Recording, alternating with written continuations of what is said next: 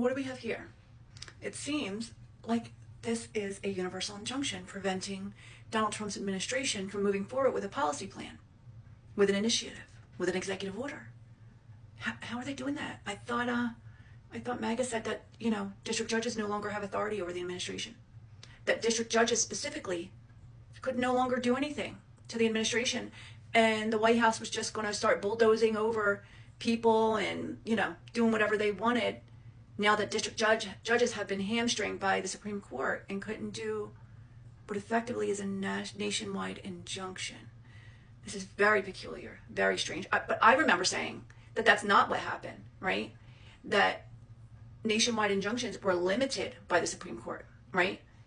As far as district courts were concerned. They limited district courts to when and where they could implement nationwide injunctions, right? They just limited it. They didn't take away the ability, and in no way did they say that the executive branch is not accountable to the judiciary, to the federal district courts.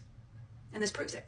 So this article is talking about how a federal district judge just issued an injunction to stop the Trump administration from reorganizing Health and Human Services and firing a bunch of people.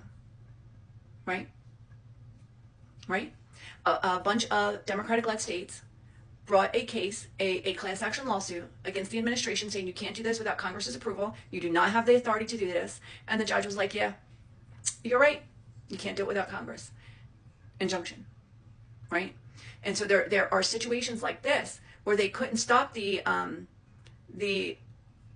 president, they couldn't stop the administration, they couldn't stop the government from just reorganizing and firing employees for certain states or whatever. So it has the effect of a nationwide injunction. So it's still a thing. It was just limited. They just put some rules and guardrails on it.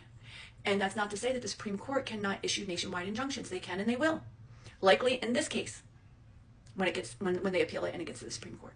Just saying.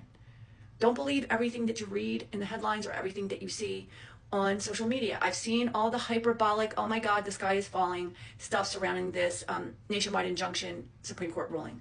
It's not what they say it is. It's not what they say it is. I'm going to make a longer video, like breaking it down and really explaining what the ruling was, what it means, and really what I think the intent was. Okay?